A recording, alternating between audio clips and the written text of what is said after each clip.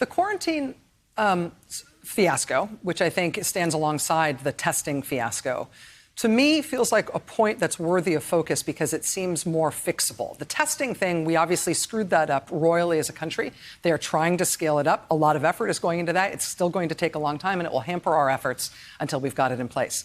Meanwhile, without testing, all we can do is large-scale mitigation efforts, like getting rid of crowds, telling people not to fly, other things like that. But also people who believe they've been exposed should quarantine.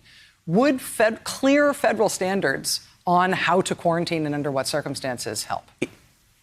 That's not the right approach anyway. Okay. You don't want infected people or suspected infected people with their families. They'll just pass it on to them. China has had enormous success in beating down its epidemic.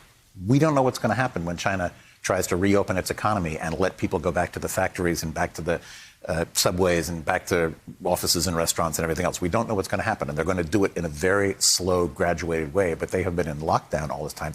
But we see the drone shots from these cities and we think, ooh, lockdown, it looks terrible, there's no traffic on the street. That's not the point of what they did. They had to do that in order to introduce the measures they were going to take that were actually going to fight the epidemic. And that is testing, testing, testing, testing. Find the virus. So one thing is, no matter where you go, if you are able to get out of the house in there, if you go into any building, your temperature is taken. I came into this building, nobody took my temperature. They asked me some silly questions I could have lied about. But, you get your fever taken. You get into a bus, your temperature is taken. You walk into the train station, your temperature is taken. You walk into the building, you walk back to your apartment building, your temperature is taken. And what happens if you show a fever? Then you're sent to a fever clinic. People are not sent to their own doctor's offices. Your doctor's office is dangerous. One of those tests will make you cough, usually cough or gag, and then you've infected the doctor. And then the doctor's office is out, and you've possibly infected everybody else in the waiting room. So they are sent to specific fever clinics, which the Chinese have had since they battled SARS back in 2002. They designed these and basically mothballed them. It's usually an entrance to a hospital. It's separate from the main entrance. They're met by people in complete protective gear. The temperature is taken. They're asked quickly what their symptoms are, whether they've been exposed, how they've been exposed. They get a quick white blood cell count, which takes about half an hour to see whether or not they have bacterial pneumonia. It doesn't tell you what the bacteria is, but it tells you whether or not you've likely got that. They get a quick flu test to see if they have flu. If you've got one of those, maybe you can be excluded and go home. You're something else. But if you don't have either one of those, then you're given a CT scan. CT scans in this country take half an hour to an hour, and they're extremely expensive things. There they have portable CT scanners. They have pushed people through those things at the rate of 200 a day. A couple of slices of the lungs, and that's all, to see whether or not there are these ground glass opacities in both lungs that are a pretty good indication of this. All right. If you come up positive for that, then you are going to get a PCR test, which is the test we're talking about here. Mm-hmm. It's basically a nasal swab is the usual way to do it, which is push a Q-tip up your nose so far it feels like it's going into your brain. It's not very pleasant, but then they do that on site. They've gotten it down to 4 hours. There's no sending it off to the state health department. So you sit and wait for it to come back. And you sit and wait. You are told, sit, a couple of yards apart from everybody else. People are sitting there. It was described to me, they're sitting there with their pink envelopes with their CT scans inside them, and they're afraid of each other because they all know that they might be, they might be sitting next to somebody who's got the virus. And once the scan results come back, and if they can't get the scan results back that day, they have to go to a quarantine hotel, and wait until the results come back. Apart from their family. Apart from their family. And that is the key element. There is no home isolation. There is no home quarantine.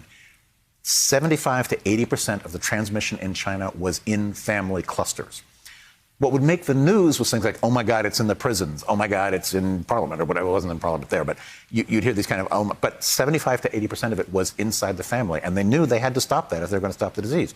So people were literally quickly taken away from their families to these giant gymnasiums or stadiums where they were not concentration camps. They were beds, there, and there were nurses in protective gear to watch out for people. They even had dance classes in these things. Because when you have lots of little old ladies sort of sitting there together waiting to see if they're okay, if you get them all up dancing, one, it helps clear their lungs if they have pneumonia, and the people who can't get up may be the ones who are crashing. It's not a bad policy. We laugh at the pictures when you see people dancing in what look like moon suits, but in fact, that was something medically smart that was going on.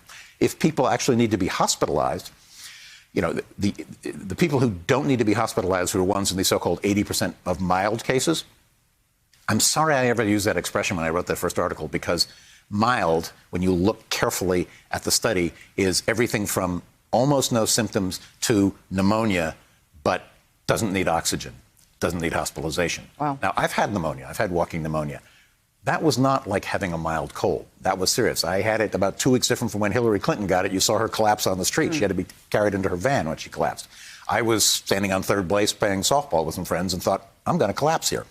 And, went to the doctor the next day. So those are the cases. They're isolated away.